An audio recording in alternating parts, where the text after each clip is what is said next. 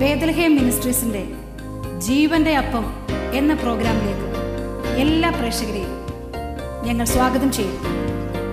സുപ്രസിദ്ധ വേദാധ്യാപകനും കൺവെൻഷൻ പ്രാസംഗികനുമായ pastor doctor Philippi Thomas നിങ്ങളോട് സംസാരിക്കുന്നു. ഈ പ്രോഗ്രാം നിങ്ങളുടെ ഓരോരുത്തരുടെയും ജീവിതത്തിൽ അനുഗ്രഹമായി തീരട്ടെ എന്ന് ഞങ്ങൾ ആശംസിക്കുന്നു.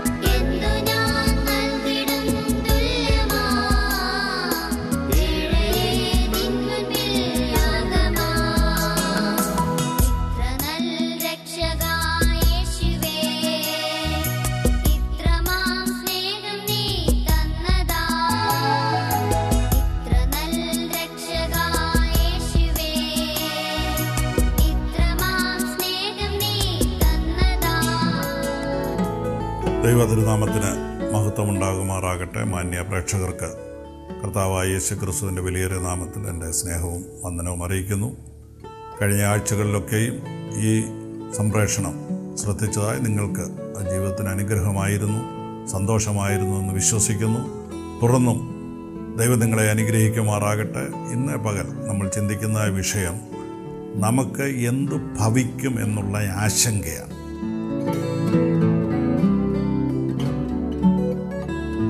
മനുഷ്യരെല്ലാം ഒരുപാട് ആശങ്കകളുള്ളവരാണ്. എനിക്കെന്തോ ഭവിക്കാൻ പോകുന്നു, ഭാവിയെക്കുറിച്ച് വലിയ ഭയം മനുഷ്യർക്കുണ്ട്. എന്തെങ്കിലും രോഗം വരുമ്പോൾ മനുഷ്യൻ ചിന്തിക്കും, അയ്യോ എന്തോ ഭവിക്കാൻ പോകുന്നു. എന്തെങ്കിലും ഒരു പ്രശ്നം ഉണ്ടാകുമ്പോൾ എന്തോ ഭവിക്കാൻ പോകുന്നത്, എനിക്കെന്ത് ഭവിക്കുമെന്നുള്ള വലിയ ചിന്താഭാരം മനുഷ്യനെ മഥിക്കുകയാണ്. ഇതിനാധാരമായി ഞാൻ എടുക്കുന്ന വേദഭാഗം പുറപ്പാട് പുസ്തകം 2-ാം അധ്യായം 1 മുതൽ 10 വരെയുള്ള വാക്യങ്ങളാണ്. അതിൻ്റെ 4-ാം വാക്യം ഞാൻ വായിക്കുന്നു. പുറപ്പാട് 2:4. അവന് എന്ത് ഭവിക്കുമെന്നറിവാൻ അവൻ്റെ പെങ്ങൾ ദൂരത്ത് നിന്നു. ദൈവപുരുഷനായ മോശയുടെ ജനനമാണ് ഇതിൻ്റെ സന്ദർഭം. മോശ ജനിക്കുന്നതായ സമയത്ത് ഫറവോൻ്റെ ഒരു കൽപ്പന മിസ്രൈമിലുണ്ടായിരുന്നു. യഹൂദ സ്ത്രീകൾക്ക് ജനിക്കുന്ന എല്ലാ കുട്ടികളെയും കൊന്നുകളയണമെന്നുള്ളതായിരുന്നു. അതിന് ഫറവോൻ സൂതികർമ്മിണികൾക്ക് അപ്രകാരമുള്ള നിർദ്ദേശം കൊടുത്തിരുന്നു. സൂതികർമ്മിണികൾ എന്ന വാക്കുകൊണ്ട് അർത്ഥമാക്കുന്നത് പഴയ കാലങ്ങളിൽ പ്രസവ സമയത്ത് സ്ത്രീകളെ സഹായിക്കുന്ന മിഡ്വൈഫ് എന്ന പേരിൽ അറിയപ്പെടുന്ന ആളുകളെയാണ്. ഇതുപോലെയുള്ള ആശുപത്രി സൗകര്യങ്ങളോ ഒന്നുമില്ലാതിരുന്ന കാലത്ത് പ്രത്യേക പരിചയമുള്ള സ്ത്രീകളാണ് പ്രസവ സമയത്ത് ഗർഭിണികളെ പരിചരിക്കുന്നത്. അപ്പോൾ പ്രസവം എടുക്കാൻ പോകുന്ന സൂതികർമ്മിണികൾക്ക് ഫറവോൻ്റെ നിർദ്ദേശമുണ്ട്, യഹൂദ സ്ത്രീകൾ പ്രസവിക്കുമ്പോൾ ആൺകുട്ടിയാണെങ്കിൽ അതിനെ കൊന്നുകളയണം, ജീവനോടെ വെച്ചേക്കരുത്. ഈ പശ്ചാത്തലത്തിലാണ് മോശയുടെ അമ്മയപ്പന്മാർക്ക് ദൈവം ഒരു കുഞ്ഞിനെ കൊടുത്തു. മോശ എന്ന് പറയുന്ന കുഞ്ഞിനെ പ്രസവിച്ചു. മോശയുടെ അമ്മയ്ക്ക് കുഞ്ഞിനെ കണ്ടപ്പോൾ തന്നെ ഈ കുഞ്ഞിന് എന്തോ പ്രത്യേകതയുണ്ട് എന്ന് മനസ്സിലായി. ഈ കുഞ്ഞിനെ എങ്ങനെയെങ്കിലും രക്ഷിക്കണമെന്നുള്ള ചിന്ത അവർക്കുണ്ടായി. സൂതികർമ്മിണികൾ രാജാവിൻ്റെ കൽപ്പന ഉണ്ടായിട്ടും കുഞ്ഞുങ്ങളെ കൊല്ലാതെ രക്ഷപ്പെടുത്തുകയും ചെയ്തുകൊണ്ടിരുന്നു. സൂതികർമ്മിണികളെക്കുറിച്ച് 1-ാം അധ്യായത്തിൽ നമ്മളിങ്ങനെ വായിക്കുന്ന 17-ാം വാക്യത്തിൽ, എന്നാൽ സൂതികർമ്മിണികളോ ദൈവത്തെ ഭയപ്പെട്ടു. സൂതികർമ്മിണികൾ രാജാവിൻ്റെ കൽപ്പനകളെക്കാൾ ദൈവത്തിൻ്റെ കൽപ്പനകളെ ഭയപ്പെട്ടു. അതുകൊണ്ടുണ്ടായ ഗുണമെന്താണ്? പുറപ്പാട് ദിവസം 1:20 വായിക്കുന്നു, അതുകൊണ്ട് ദൈവം സൂതികർമ്മിണികൾക്ക് നന്മ ചെയ്തു. സൂതികർമ്മിണികൾ ദൈവത്തെ ഭയപ്പെട്ടു, അപ്പോൾ ദൈവം അവർക്ക് നന്മ ചെയ്തു. അപ്പോൾ നന്മയുടെ വഴി ഏതാണെന്ന് മനസ്സിലായോ? ദൈവത്തെ ഭയപ്പെട്ട് ദൈവത്തിൻ്റെ കൽപ്പനകൾ പ്രമാണിക്കുന്നവർക്ക് ദൈവം നന്മ ചെയ്യും. രാജാവിനെ ഭയപ്പെടാതെ, ലോകത്താരെയും ഭയപ്പെടാതെ ഞാൻ എൻ്റെ ദൈവത്തിൻ്റെ കൽപ്പനകൾ സൂക്ഷിക്കും, എൻ്റെ ദൈവത്തിൻ്റെ പ്രമാണം അനുസരിക്കും. അതിനാരെല്ലാം വിഘാതമായി നിന്നാലും എന്തെല്ലാം ഭീഷണി വന്നാലും ഞാൻ ദൈവത്തോട് അനുസരണക്കേട് കാണിക്കുകയില്ല എന്ന് ഒരു മനുഷ്യൻ തീരുമാനമെടുക്കുമ്പോൾ ആ തീരുമാനത്തെ ദൈവം മാനിക്കുകയും ദൈവം അതിന് പ്രതിഫലം കൊടുക്കുകയും ചെയ്യുന്ന ദൈവമാണ്. രാജാവിൻ്റെ കൽപ്പനയല്ല ഭയപ്പെടേണ്ടത്, ദൈവത്തിൻ്റെ കൽപ്പനകളെയാണ് ഭയപ്പെടേണ്ടത്. സൂതികർമ്മിണികൾ ദൈവത്തെ ഭയപ്പെട്ടതുകൊണ്ട് യഹൂദ സ്ത്രീകൾ പ്രസവിക്കുന്ന ആൺകുട്ടികളെ അവർ രക്ഷിക്കാൻ ശ്രമിച്ചു. പക്ഷേ പ്രശ്നം ഇതാണ്, കുഞ്ഞുങ്ങൾ വളർന്നു വരുമ്പോൾ ഉറക്കെ കരയാൻ തുടങ്ങുമ്പോൾ അയൽവക്കത്തുള്ള ആളുകൾ അറിയും ഇവിടെ ഒരു ആൺകുഞ്ഞ് ജനിച്ചുവെന്ന്. പിന്നെ ഒളിപ്പിക്കാൻ കഴിയുകയില്ല. മോശയുടെ അമ്മയപ്പന്മാർ ചില ആഴ്ചകൾ ഈ കുഞ്ഞിനെ സൂക്ഷിച്ചു വെച്ചെങ്കിലും പിന്നീട് അവർക്ക് മനസ്സിലായി ഇനി ഇതിനെ ഒളിപ്പിക്കാൻ പറ്റുകയില്ല. എന്നാ ചെയ്യാൻ പറ്റുന്നത്? അവരൊരു തീരുമാനമെടുത്തു. അവർക്ക് കൊല്ലാൻ മനസ്സില്ല. അവർ ഞാങ്ങണ കൊണ്ടൊരു പെട്ടകം ഉണ്ടാക്കി ഈ കുഞ്ഞിനെ ആ പെട്ടകത്തിൻ്റെ അകത്ത് വെച്ചു. പെട്ടകത്തിൻ്റെ അകത്തും പുറത്തും പെട്ടകത്തിൽ വെള്ളം കയറാതെ കൊണ്ട് അവർ കീല് തേച്ച് ഭദ്രമാക്കിയിരുന്നു. ഈ കുഞ്ഞിനെ എടുത്ത് നദിയുടെ അരികിൽ കൊണ്ടുവന്ന് വെച്ചു. ഈ കുഞ്ഞിനെ നദിയുടെ അരികിൽ കൊണ്ട് വെച്ചിട്ട് മോശയുടെ പെങ്ങൾ ദൂരത്ത് നിന്ന് സൂക്ഷിക്കുന്ന കാര്യമാണ് നമ്മൾ വായിച്ചത്. അവൻ്റെ പെങ്ങൾ ദൂരത്ത് നിന്നു. അവിടെ മനസ്സിൽ കൂടെ പോകുന്ന ചിന്ത ഏതാണ്? അവന് എന്ത് ഭവിക്കും? അവിടെ ചിന്ത മോശക്കുഞ്ഞിന് എന്ത് ഭവിക്കുമെന്നുള്ളതാണ്. എന്തും ഭവിക്കാം. ഒരു കൊച്ചു കുഞ്ഞിനെ ഒരു പെട്ടകത്തിൻ്റെ അകത്താക്കി, പെട്ടിക്കകത്താക്കി നദിക്കരികിൽ കൊണ്ടിട്ടിരിക്കുകയാണ്. നദിയിലെ വെള്ളത്തിൽ ഇത് ഒഴുകിപ്പോകാൻ സാധ്യതയുണ്ട്. ഏതെങ്കിലും മൃഗങ്ങൾ വന്ന് ഇത് കടിച്ചു കീറാൻ സാധ്യതയുണ്ട്. അല്ല, ഈ പെട്ടിക്കകത്ത് സുരക്ഷിതമായി കുറച്ച് ദിവസം ഇരുന്നാൽ പോലും ഭക്ഷണം കിട്ടാതെ ഈ കുഞ്ഞ് മരിച്ചു പോകാൻ സാധ്യതയുണ്ട്. അല്ലെങ്കിൽ ഏതെങ്കിലും മിസ്രൈമർ അതുവഴി വന്ന് ഈ പെട്ടി കണ്ട് തുറന്നു നോക്കി എബ്രായ പൈതലാണെന്നറിഞ്ഞാൽ അതിനെ കൊന്നുകളയാൻ സാധ്യതയുണ്ട്. അപ്പോൾ വളരെ ഭീതിപ്പെടുത്തുന്ന, വളരെ ഭയപ്പെടുത്തുന്ന ഒരു പശ്ചാത്തലത്തിലാണ് മോശയുടെ പെങ്ങൾ നിൽക്കുന്നത്. എന്ത് ഭവിക്കുമെന്നറിയാൻ അവൾ ദൂരത്തുനിന്ന് നോക്കുകയാണ്. എന്തും ഭവിക്കാം. നമ്മുടെ പ്രശ്നങ്ങളിലെ പ്രതിസന്ധികളിലൊക്കെ നമ്മളും ദൈവത്തോട് ചോദിക്കുന്ന, മനുഷ്യനോട് ചോദിക്കുന്ന ചോദ്യമാണ്, എന്തു ഭവിക്കും? നമ്മുടെ ആരോഗ്യത്തിന് എന്ത് ഭവിക്കും? ഒരു രോഗം വരുമ്പോൾ നമുക്ക് പേടിയാണ്. എന്തോ സംഭവിക്കാൻ പോകുന്നത്? ഈ രോഗം സൗഖ്യമാകുമോ? ജോലിക്കൊരു പ്രശ്നമുണ്ടാകും, അയ്യോ എൻ്റെ ജോലി പോകുമോ? ഒരു കടഭാരം ഉണ്ടാക്കുമ്പോൾ ഈ കടഭാരം വീട്ടാൻ പറ്റുമോ? പല ചോദ്യങ്ങളാണ് നമ്മുടെ മനസ്സിൽ വരുന്നത്. നമ്മുടെ ഭാവിയെക്കുറിച്ച് ആകുല ചിന്തകളാണ്. കുഞ്ഞുങ്ങളുടെ വിദ്യാഭ്യാസത്തെക്കുറിച്ച്, ഇവൻ്റെ ഭാവി എന്തായിത്തീരും? പരീക്ഷ എഴുതുന്ന കുഞ്ഞുങ്ങൾക്ക് പേടിയാണ്, എന്തോ ഭവിക്കും? ജയിക്കുമോ? തോക്കുമോ? ജയിച്ചു കഴിഞ്ഞാലും പിന്നെയും ആകുല ചിന്തയാണ്, ജോലി കിട്ടുമോ? കിട്ടിയാൽ നല്ല ജോലി കിട്ടുമോ? എന്ത് ശമ്പളം കിട്ടും? മനുഷ്യനങ്ങ് ഭയമാണ്. എന്താണ് ഭവിക്കാൻ പോകുന്നത്? ഭാവിയെക്കുറിച്ച് ഭീതിയില്ലാത്ത മനുഷ്യർ ചുരുക്കമാണ്. എന്ത് ഭവിക്കും എന്നുള്ള ആശങ്ക മനുഷ്യനെ മുഴുവൻ മഥിക്കുകയാണ്. പ്രതിസന്ധികളിൽ രണ്ട് വിധത്തിൽ ചിന്തിക്കുന്ന ആളുകളുണ്ട്. നമുക്കൊരു പ്രശ്നമുണ്ടാകുമ്പോൾ നമ്മളോട് സ്നേഹമുള്ള ആളുകൾ നമുക്കൊരു തിന്മയും ഭവിക്കരുത് എന്ന് ചിന്തിക്കുകയും നമുക്ക് വേണ്ടി പ്രാർത്ഥിക്കുകയും ചെയ്യും.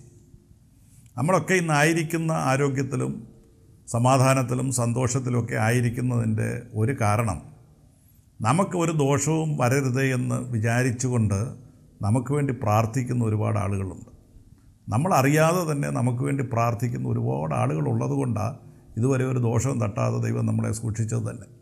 എന്നാൽ മറ്റൊരു കൂട്ടം ആളുകളുണ്ട്, നമുക്കെന്തെങ്കിലും തിന്മ വന്നിട്ട് ചിരിക്കാൻ കാത്തിരിക്കുന്ന ആളുകളുണ്ട്. നമ്മുടെ വിരോധികളുണ്ട്. നമ്മുടെ വളർച്ചയിൽ, നമ്മുടെ ഉയർച്ചയിലെല്ലാം അസൂയാലുക്കളായ ആളുകളുണ്ട്. അവർ നമുക്കെന്തെങ്കിലും ഒരു ചെറിയ കാര്യം നേരിടുമ്പോൾ തന്നെ ഇപ്പോൾ കണ്ടോണം, എന്തോ ഭവിക്കാൻ പോകുന്നത് കണ്ടോണം, ഇതോടെ അവൻ ഇല്ലാതാകും, ഇനി അവനൊരു ശുശ്രൂഷയില്ല, ഇനി അവനൊരു ജീവിതമില്ല, അവൻ്റെ കുടുംബം ഇതോടെ തകരാൻ പോവുക, അവൻ്റെ കുഞ്ഞുങ്ങളുടെ ഭാവി എല്ലാം ഇതോടെ അസ്തമിക്കാൻ പോവുക. ഇങ്ങനെ തിന്മകൾ ചിന്തിക്കുന്ന ആളുകളുണ്ട്. നന്മ ചിന്തിച്ച് പ്രാർത്ഥിക്കുന്ന ഒരു കൂട്ടം ആളുകളുണ്ട്. തിന്മ വരാൻ കാത്തിരിക്കുന്ന ആളുകളുമുണ്ട്. പിശാച് എപ്പോഴും നമ്മുടെ തിന്മ കാത്തിരിക്കുന്നയാളാണ്. പിശാചിനെക്കുറിച്ച് വേദപുസ്തകം പറയുന്നത് തന്നെ മോഷ്ടിപ്പാനും അറപ്പാനും മുടിപ്പാനും അത്രേ അവൻ വന്നതെന്നാണ്. നമ്മുടെ സന്തോഷം, നമ്മുടെ സമാധാനം, നമ്മുടെ ഐശ്വര്യം എല്ലാം മോഷ്ടിപ്പാൻ, അറപ്പാൻ, മുടിപ്പാനാണ് പിശാച് വന്നത്. പക്ഷെ മനസ്സിലാക്കണം, അവർക്ക് ജീവൻ ഉണ്ടാകുവാനും സമൃദ്ധിയായിട്ടുണ്ടാകുവാനും അത്രേ മനുഷ്യപുത്രൻ വന്നത്, അഥവാ യേശു വന്നത്. ഈ പൈതലിന് എന്ത് ഭവിക്കുമെന്ന് ആശങ്കയോടുകൂടെ മിരിയാം, മോശയുടെ സഹോദരി, നോക്കി നിൽക്കുകയാണ്. എന്തും ഭവിക്കാവുന്ന ഒരു പ്രത്യേക സന്ദർഭമാണ്. പക്ഷെ സംഭവിച്ചത് ഇതാണ്. 2-ാം അധ്യായം 5-ാം വാക്യം. അപ്പോൾ ഫറവോൻ്റെ പുത്രി നദിയിൽ കുളിക്കാൻ വന്നു. ആ തുടങ്ങുന്ന വാക്ക് പ്രത്യേകം ശ്രദ്ധിക്കണം. അപ്പോൾ എപ്പോഴാണ്? എന്തും സംഭവിക്കാമായിരുന്ന സമയത്ത്, ഭയപ്പെട്ടിരുന്നതായ സമയത്ത് ഫറവോൻ്റെ പുത്രി അവിടെ കുളിക്കാൻ വന്നു. അവൾ ചെയ്തത്, ഈ പെട്ടി കണ്ടുകൊണ്ട് തുറന്നു നോക്കിയപ്പോൾ ഒരു കൊച്ചു കുഞ്ഞാണ്. നോക്കിയ മാത്രയിൽ തന്നെ മനസ്സിലായി ഇതൊരു എബ്രായ കുഞ്ഞാണ്. ഈ എബ്രായ കുഞ്ഞാണെന്ന് കണ്ടു കഴിഞ്ഞപ്പോൾ ചെയ്യേണ്ടിയിരുന്നത് അതിനെ കൊന്നുകളയുകയായിരുന്നു. പക്ഷേ ഫറവോൻ്റെ പുത്രിക്ക് മനസ്സ് വന്നില്ല ഇവനെ കൊല്ലാൻ. മറിച്ച് നമ്മൾ വായിക്കുന്നത് ഇങ്ങനെയാണ്, 2:6. അവൾക്ക് അവനോട് അലിവ് തോന്നി. കൊന്നുകളയേണ്ട സ്ഥാനത്ത് ഇവൾക്ക് അലിവ് തോന്നുകയാണ്. ഇതൊന്നും യാദൃച്ഛികമായി സംഭവിച്ച കാര്യങ്ങളല്ല. അപ്പോൾ ഫറവോൻ്റെ പുത്രി അവിടെ വന്നു എന്ന് നമ്മൾ വായിക്കുന്നു. അവൾക്ക് അവനോട് മനസ്സലിവ് തോന്നിയെന്ന് നമ്മൾ വായിക്കുന്നു. ഞാൻ വിശ്വസിക്കുന്നത് ഇത് രണ്ടും ദൈവത്താൽ സംഭവിച്ചതാണ്.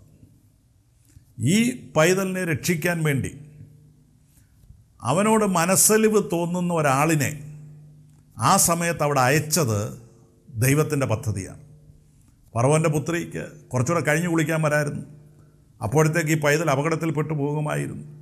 അല്ലെ വേറൊരു സ്ഥലത്ത് അവൾക്ക് കുളിക്കാമായിരുന്നു. ആരാണ് അവളെ അവിടോട്ട് അയച്ചത്? ആരാണ് ഈ സമയത്ത് അയച്ചത്? ദൈവം അവളെ അവിടെ അയച്ചതാണ്. മനസ്സിലാക്കുക, പലപ്പോഴും യാദൃച്ഛികമെന്ന് തോന്നുന്ന പലതും നമുക്ക് ഗുണകരമായി സംഭവിക്കുന്നത് യാദൃച്ഛിക സംഭവങ്ങളല്ല, ദൈവത്തിൻ്റെ പ്രത്യേക കാര്യപരിപാടിയാണ്. നമ്മെ സഹായിക്കാൻ വേണ്ടി, നമ്മെ സംരക്ഷിക്കാൻ വേണ്ടി ദൈവം ഒരുക്കുന്നതായ വഴികളുണ്ട്.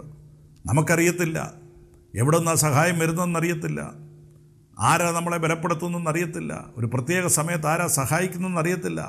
നമ്മൾ പ്രതീക്ഷിക്കുന്ന സ്ഥലത്തു നിന്നല്ല പലപ്പോഴും നമുക്ക് സഹായം വരുന്നത്.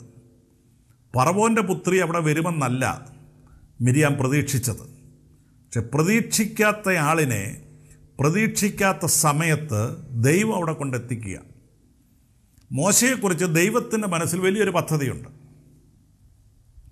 ദൈവത്തിന് ഒരു മനുഷ്യനെക്കുറിച്ച് ഒരു വലിയ പദ്ധതി ഉണ്ടെങ്കിൽ അവനെ സംരക്ഷിക്കാനുള്ള പദ്ധതിയും ദൈവം തന്നെ ഒരുക്കിക്കൊള്ളും. അവനെന്ത് ഭവിക്കുമെന്ന് നമ്മൾ ആശങ്കപ്പെടേണ്ട കാര്യമില്ല. നമ്മളെ ഓരോരുത്തരെയും കുറിച്ച് ദൈവത്തിൻ്റെ മനസ്സിൽ ഓരോ വലിയ പദ്ധതികളുണ്ട്. ആ പദ്ധതികളെ തകർക്കാൻ വേണ്ടി പിശാച് ഒരുക്കുന്ന തന്ത്രങ്ങളുണ്ട്. പക്ഷെ നമ്മൾ വിശ്വസിക്കണം, എനിക്കൊരു ശുഭഭാവി ഉണ്ടാകണമെന്ന് എൻ്റെ ദൈവം ആഗ്രഹിക്കുന്നത് കൊണ്ട്, എൻ്റെ ദൈവം എന്നെ സ്നേഹിക്കുന്നത് കൊണ്ട് എൻ്റെ പ്രശ്നത്തിൽ ഞാൻ പതറുകയില്ല. എന്ത് ഭവിക്കുമെന്നുള്ള ചിന്ത വരുമ്പോൾ മനസ്സ് പറയണം, ഒരു ദോഷവും തട്ടാതെ വണ്ണം ദൈവം എന്നെ കാത്തുകൊള്ളും, ഒരു ബാധയും എൻ്റെ കൂടാരത്തോട് അടുക്കാതെ വണ്ണം ദൈവം എന്നെ സംരക്ഷിക്കും. ആകയാൽ ദൈവം എനിക്ക് അനുകൂലമെങ്കിൽ പ്രതികൂലം ആര് എന്ന മനസ്സ് പറയണം. മോശയെ രക്ഷിക്കാൻ വേണ്ടി പ്രതീക്ഷിക്കാത്ത ഇടത്തു നിന്ന് ദൈവം ഒരു വഴി ഒരുക്കിയതുപോലെ ഇന്ന് എന്തു ഭവിക്കുമെന്ന് വ്യാകുലപ്പെട്ടുകൊണ്ടിരിക്കുന്നവർക്ക് വേണ്ടി ഈ പ്രസംഗം കേട്ടുകൊണ്ടിരിക്കുമ്പോൾ ദൈവം അത്ഭുതത്തിൻ്റെ വഴികൾ ഒരുക്കുന്നത് ഞാൻ മനസ്സിൽ കാണുന്നു, ദർശിച്ചുകൊണ്ടിരിക്കുന്നു. നിങ്ങൾ വിശ്വസിക്കണം. നിങ്ങൾ പ്രതീക്ഷിക്കുന്ന ഇടത്തു നിന്നല്ല വഴികൾ തുറക്കുന്നത്. പ്രതീക്ഷിക്കുന്ന ആളുകളായിരിക്കുകയില്ല നിങ്ങളെ സഹായിക്കുന്നത്. നിങ്ങൾക്കൊരു പ്രതീക്ഷയുമില്ലാത്ത സ്ഥലത്തു നിന്ന് മോശയെ കൊന്നുകളയണമെന്ന് കൽപ്പന പുറപ്പെടുവിച്ച കൊട്ടാരത്തിൽ നിന്ന് തന്നെ മോശയെ രക്ഷിക്കാൻ ആളിനെ ദൈവം വിട്ടതുപോലെ ഇന്ന് നിങ്ങൾക്ക് അനുകൂലമല്ലാത്തവരെ തന്നെ നിങ്ങൾക്ക് അനുകൂലമാക്കി നിങ്ങളെ സംരക്ഷിപ്പാൻ ദൈവത്തിന് കഴിയുമെന്ന് വിശ്വസിക്കണം. ഒരിക്കൽ സാധുവായൊരു സ്ത്രീ ദൈവത്തോട് പ്രാർത്ഥിച്ചതിനെക്കുറിച്ച് ഞാൻ കേട്ടിട്ടുണ്ട്. വിധവയായൊരു സ്ത്രീയാണ്. ഒരു ദിവസം അവർക്ക് ആഹാരത്തിന് യാതൊരു വഴിയുമില്ല. ആ സ്ത്രീ വളരെ വിഷമിച്ചു. അവർ ദൈവത്തോട് പ്രാർത്ഥിക്കാൻ തുടങ്ങി. അവർ ഉറക്കെ പ്രാർത്ഥിക്കുന്ന സ്ത്രീയായിരുന്നു. അവർ ഉച്ചത്തിൽ പ്രാർത്ഥിക്കുകയാണ്. എന്നാൽ അവരുടെ അയൽവക്കത്ത് താമസിക്കുന്നത് ഒരു നിരീശ്വരവാദിയായ മനുഷ്യനാണ്. ഈ നിരീശ്വരവാദിയായ മനുഷ്യന് ഈ സ്ത്രീയുടെ വീടിനടുത്തൂടെ പോകുമ്പോൾ ഈ സ്ത്രീ പ്രാർത്ഥിക്കുന്ന ശബ്ദം അയാൾ കേട്ടു. ഈ സ്ത്രീ പ്രാർത്ഥിക്കുന്ന, കർത്താവേ, ഭക്ഷിപ്പാനൊന്നുമില്ലല്ലോ, എനിക്ക് ആഹാരം തരണമേ എന്നാണ്. അപ്പോൾ ഈ മനുഷ്യൻ മനസ്സിൽ പറഞ്ഞു, എനിക്ക് ഈ സ്ത്രീയെ ഒന്ന് പറ്റിക്കണം. അയാൾ ചെയ്ത പണി ഇതാണ്. അയാൾ പെട്ടെന്ന് കടയിൽ പോയി ഒരു ചാക്ക് നിറച്ച് ആഹാര സാധനങ്ങൾ മേടിച്ചു. ഈ സ്ത്രീ പ്രാർത്ഥന കഴിഞ്ഞ് മുറിക്കകത്ത് വിശ്രമിക്കുമ്പോൾ കൊണ്ടുവന്ന് വീടിൻ്റെ തിണ്ണയിൽ വെച്ചു. ഈ മനുഷ്യൻ കോളിംഗ് ബെല്ലടിച്ചു. കോളിംഗ് ബെല്ലടിച്ച് ഈ സ്ത്രീ ഇറങ്ങി വന്നു. സ്ത്രീ ഇറങ്ങി വന്നപ്പോൾ ഈ മനുഷ്യന് ആഹാര സാധനങ്ങളുമായിട്ട് അവിടെ നിൽക്കുന്ന കാഴ്ചയാണ് കണ്ടത്. പെട്ടെന്ന് അവർ ദൈവത്തോട് പറഞ്ഞു, ദൈവമേ, നീ ഒരു വഴി ഒരുക്കിയതിനായിട്ട് സ്തോത്രമെന്ന് പറഞ്ഞു. ഉടനെ ഈ നിരീശ്വരവാദിയായ മനുഷ്യൻ പറഞ്ഞു, തള്ളേ, ദൈവമൊന്നുമല്ല വഴി ഒരുക്കിയത്, ഞാനാ മേടിച്ചോണ്ട് വന്നെന്ന് പറഞ്ഞു. ഉടനെ ആ സ്ത്രീ ദൈവത്തോട് വീണ്ടും പറഞ്ഞു, ദൈവമേ, നീ ഒരു വഴി ഒരുക്കുമെന്ന് എനിക്കറിയായിരുന്നു, പക്ഷേ ഈ പിശാചിനെ കൊണ്ട് ഈ വഴി ഒരുക്കുമെന്ന് ഞാൻ വിചാരിച്ചില്ല എന്ന് പറഞ്ഞു. അത് ചിലപ്പോൾ നമ്മൾ വിചാരിക്കാത്ത ഇടത്തു നിന്നാണ് ദൈവം വഴികൾ ഒരുക്കുന്നത്. രൂത്തിൻ്റെ പുസ്തകത്തിൽ ഇതുപോലെ സമാനമായൊരു ചിത്രം നമ്മൾ കാണുന്നുണ്ട്. നവോമിയോടുകൂടെ ബേത്ലഹേമിലേക്ക് വന്ന രൂത്ത് ഒരു ദിവസം രാവിലെ എഴുന്നേറ്റ് അമ്മാവിയമ്മയോട് പറയുന്നത് ഇങ്ങനെയാണ്, അമ്മേ, എന്നോട് കൃപ കാണിക്കുന്ന ഒരു മനുഷ്യൻ്റെ വയലിൽ ഞാൻ ഇന്ന് കതിര് പറക്കാൻ പൊക്കോട്ടെ എന്ന് ചോദിച്ചു. നവോമി പറഞ്ഞു, നീ പൊക്കോളാൻ പറഞ്ഞു. പക്ഷെ രൂത്തിന് അറിയത്തില്ല ആരാ എന്നോട് കൃപ കാണിക്കാൻ പോകുന്നു, ആരാ എന്നോട് മനസ്സലിയാൻ പോകുന്നത്. പക്ഷെ ദൈവം അവിടെ മനസ്സിൽ പറഞ്ഞു, നീ കാലാ പറക്കാൻ പോവും, നിന്നോട് മനസ്സ് അലിയുന്ന ഒരാളിനെ ഞാൻ ആ സമയമാകുമ്പോൾ ഒരുക്കിക്കൊള്ളാം. രൂത്ത് പുറപ്പെട്ടൊരു വയലിൽ ചെന്നു. അവൾക്കറിയത്തില്ല ആ വയൽ ആരുടെയാണെന്ന്. വയലിൻ്റെ ഉടമസ്ഥനെ അറിയത്തില്ല, വയൽ ആരുടെയാണെന്നറിയില്ല, അവിടെയുള്ള ആളുകളെ ഒന്നും അറിയത്തില്ല. മറ്റൊരു നാട്ടിൽ നിന്ന് വന്ന സ്ത്രീയാണ്. പക്ഷെ ഇവൾ ചെന്നുപെട്ടത് നവോമിയുടെ ചാർച്ചക്കാരനായ ബോവസിൻ്റെ വയലിലാണ്.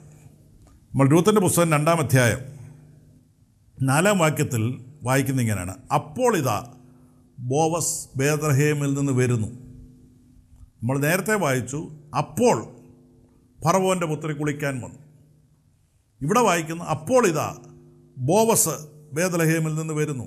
എപ്പോഴാണ് വന്നത്? രൂത്ത് വന്ന അതേ സമയമായപ്പോൾ ബോവസ് അവിടെ വന്നു. ഇതെങ്ങനെയാണ് സംഭവിച്ചത്? ഇത് ദൈവത്താൽ സംഭവിച്ചതാണ്. രൂത്ത് അവിടെ വരുന്ന സമയം നോക്കി അവളെ സംരക്ഷിക്കേണ്ടതിന്, അവൾക്ക് വേണ്ടി വഴി തുറക്കേണ്ടതിന് ദൈവം ബോവസിൻ്റെ ഹൃദയത്തിൽ പ്രവർത്തിച്ച് ആ സമയമായപ്പോൾ അവളുടെ അരികിലേക്ക് ബോവസിനെ ദൈവം കൊണ്ടുവന്നു. രൂത്ത് എങ്ങനെ ഈ വയലിൽ തന്നെ ചെന്നത്?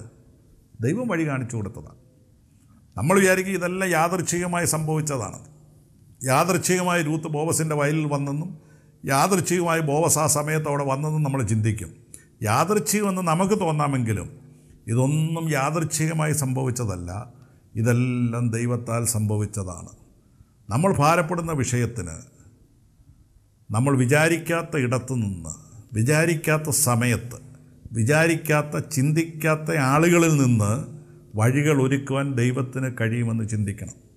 മോശയെ നശിപ്പിക്കണമെന്ന് കൽപ്പനയിട്ട വീട്ടിൽ നിന്ന് തന്നെ മോശയെ സംരക്ഷിക്കേണ്ടതിന് ഫറവോൻ്റെ പുത്രിയെ തന്നെ ദൈവത്തിന് അയക്കാൻ കഴിഞ്ഞെങ്കിൽ നിങ്ങൾക്ക് വിരോധിയായി നിൽക്കുന്ന ആളുകളെ തന്നെ ദൈവത്തിന് നിങ്ങൾക്ക് വേണ്ടി ഉപയോഗപ്പെടുത്താൻ കഴിയും എന്ന് വിശ്വസിക്കണം.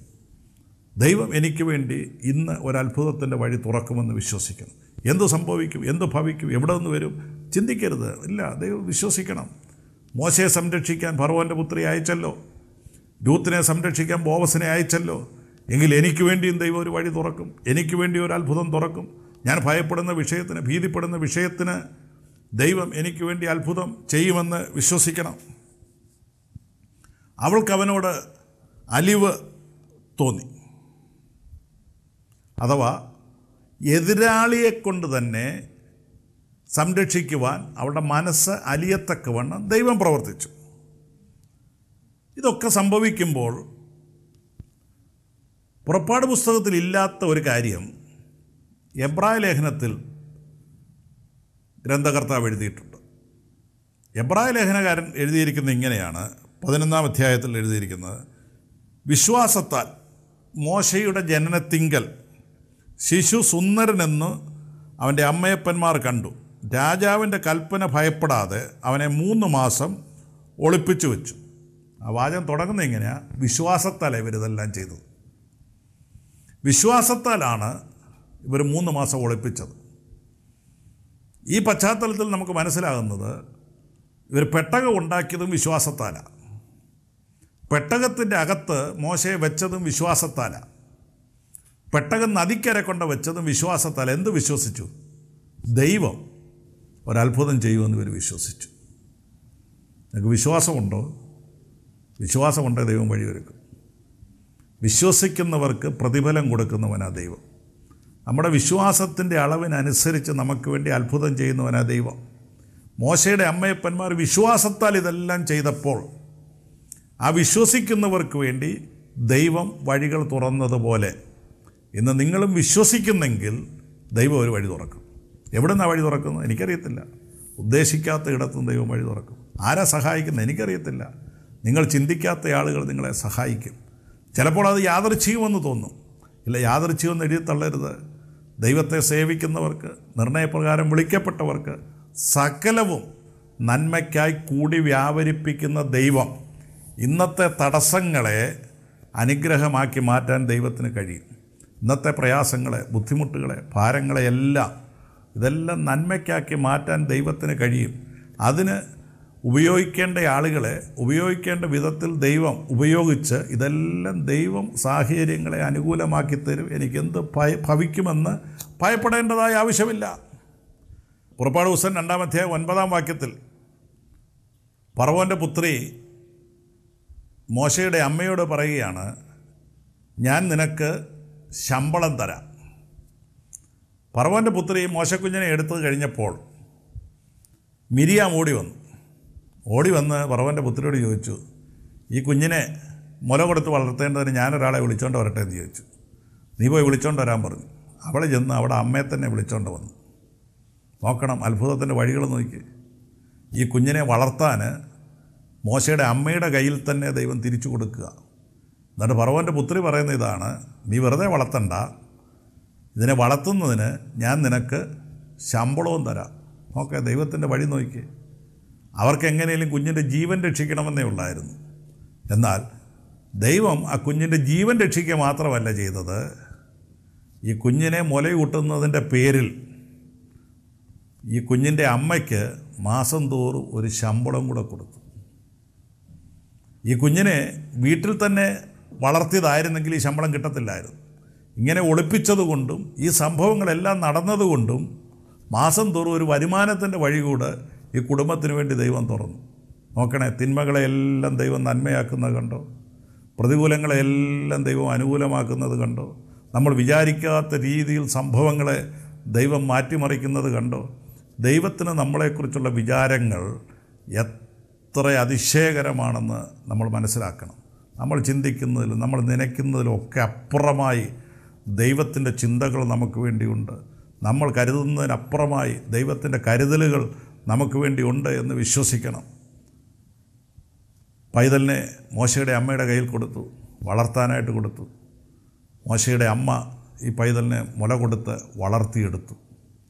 ഫറവോൻ്റെ പുത്രി പറയുന്ന ഒരു വാചകം കൂടെ ഓർപ്പിക്കട്ടെ. 2-ാം അധ്യായം 10-ാം വാക്യത്തിൽ ഫറവോൻ്റെ പുത്രി പറയുകയാണ്, ഞാൻ അവനെ വെള്ളത്തിൽ നിന്ന് വലിച്ചെടുത്തു എന്ന് പറഞ്ഞ് അവൾ അവന് മോശ എന്ന് പേരിട്ടു. മോശ എന്ന വാക്കിൻ്റെ അർത്ഥം വെള്ളത്തിൽ നിന്ന് വലിച്ചെടുത്തു. പക്ഷെ ഫറവോൻ്റെ പുത്രി അവിടെ പറയുന്ന ഒരു വാചകം ഇതാണ്, ഞാൻ അവനെ വെള്ളത്തിൽ നിന്ന് വലിച്ചെടുത്തു.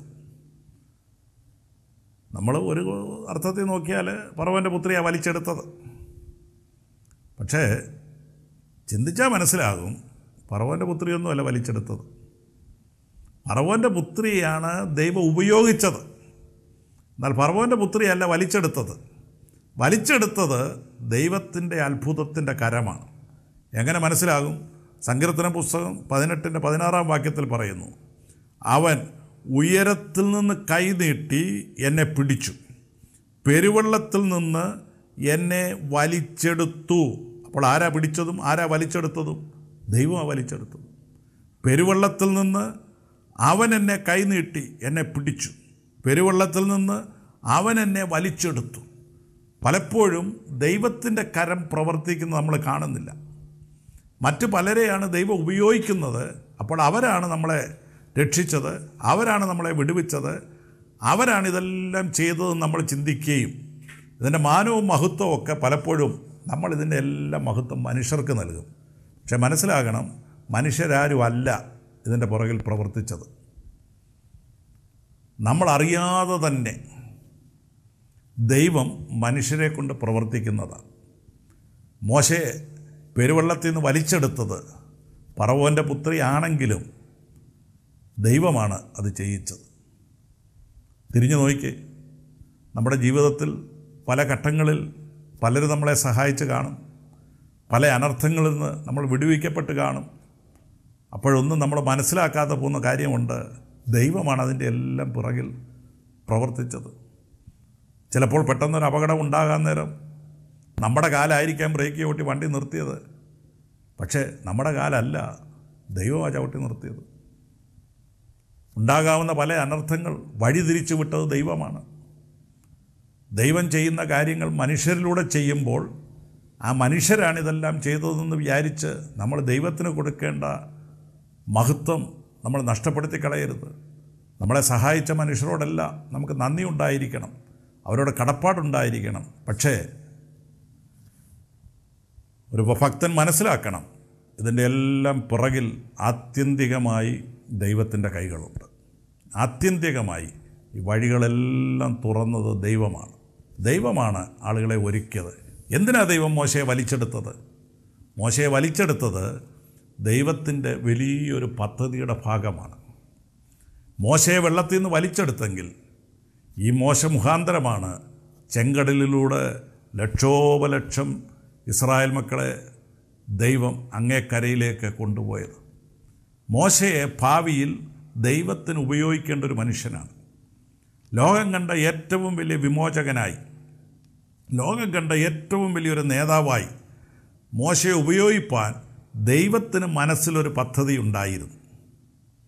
മോശ മുഖാന്തരം ദൈവത്തിന് ചെയ്യാനുള്ള അത്ഭുതങ്ങൾ ഉണ്ടായിരുന്നു. പിന്നീടാണ് മോശ ചെങ്കടൽ വിഭജിക്കുന്നതും, പിന്നീടാണ് മോശ പാറയെ അടിക്കുന്നതും വെള്ളം നദി പോലെ ഒഴുകുന്നതും ഒക്കെ സംഭവിച്ചത് പിന്നീടാണെങ്കിലും ഇതെല്ലാം ദൈവത്തിൻ്റെ പദ്ധതിയിലുള്ള കാര്യമാണ്. മോശയെക്കൊണ്ട് അത്ഭുതങ്ങൾ ചെയ്യിക്കാൻ ദൈവത്തിന് പദ്ധതി ഉണ്ടായിരുന്നതുകൊണ്ട്, മോശയെ ഉപയോഗിപ്പാൻ ദൈവത്തിനൊരു പ്ലാൻ ഉണ്ടായിരുന്നതുകൊണ്ട്, മോശയെ നശിപ്പിക്കുവാൻ പിശാചിനും ഒരു പദ്ധതി ഉണ്ടായിരുന്നു. എന്നാൽ ദൈവത്തിന് പദ്ധതിയുള്ളവരെ പിശാചിൻ്റെ പദ്ധതിയിൽ നിന്ന് ദൈവം വിടുവിച്ചുകൊള്ളും. വിശ്വസിക്കാൻ, ദൈവത്തിന് നിന്നെക്കുറിച്ചൊരു ഉദ്ദേശമുണ്ട്, നിൻ്റെ കുടുംബത്തെക്കുറിച്ചൊരു ഉദ്ദേശമുണ്ട്, നിൻ്റെ തലമുറയെക്കുറിച്ചൊരു ഉദ്ദേശമുണ്ട്. അത് നശിപ്പിക്കുവാൻ ഏത് ദുഷ്ടപിശാച് ശ്രമിച്ചാലും അതിൻ്റെ മീതെ ദൈവത്തിൻ്റെ കരങ്ങൾ പ്രവർത്തിക്കും. വിശ്വസിക്കുക, നമുക്ക് പ്രാർത്ഥിക്കാം. പ്രിയപിതാവേ, ഞങ്ങളങ്ങേ സ്തുതിക്കുന്നു, സ്തോത്രം ചെയ്യുന്നു. മോശയെ അത്ഭുതകരമായി രക്ഷിച്ച ദൈവമേ, ഞങ്ങൾക്ക് എന്ത് ഭവിക്കുമെന്ന് പലപ്പോഴും ഞങ്ങൾ വ്യാകുലപ്പെട്ട് ഭാരപ്പെട്ടിരിക്കുമ്പോൾ ഞങ്ങൾ അറിയാത്ത വഴികളിലൂടെ, അറിയാത്ത സമയത്ത്, അറിയാത്ത ആളുകളിലൂടെ സഹായത്തിൻ്റെ വഴികൾ അങ്ങ് തുറക്കുന്നത് ഞങ്ങൾ മനസ്സിലാക്കുന്നു. പലപ്പോഴും മനുഷ്യരാണ് ഞങ്ങളെ സഹായിച്ചെന്ന് ഞങ്ങൾക്ക് തോന്നുമെങ്കിലും അതിൻ്റെ പിൻപിൽ അങ്ങയുടെ കരം ഉണ്ടായിരുന്നുവെന്ന് ഇന്ന് ഞങ്ങൾക്ക് മനസ്സിലാകുന്നു. സകല മഹത്വവും അങ്ങ് തരുന്നു. പ്രാർത്ഥന കേട്ടതിനായിട്ട് സ്തോത്രം, യേശുവിൻ്റെ നാമത്തിൽ തന്നെ ആമേൻ. ഈ പ്രോഗ്രാമിനെ കുറിച്ചുള്ള നിങ്ങളുടെ അഭിപ്രായങ്ങൾ, നിർദ്ദേശങ്ങൾ, പ്രാർത്ഥനാ വിഷയങ്ങൾ ഞങ്ങളെ അറിയിക്കുവാൻ മറക്കരുത്. തുടർന്ന് ഈ പ്രോഗ്രാം സ്പോൺസർ ചെയ്യുവാൻ ആഗ്രഹിക്കുന്നവർ ഞങ്ങളുമായി ബന്ധപ്പെടുക. ഞങ്ങളുടെ വിലാസം: pastor doctor Philippi Thomas, Bethlehem ministries, Thamallakkal PO, Haripad 690549. Phone 9605521715, 0479241981. Email pastorphilippithomas@gmail.com.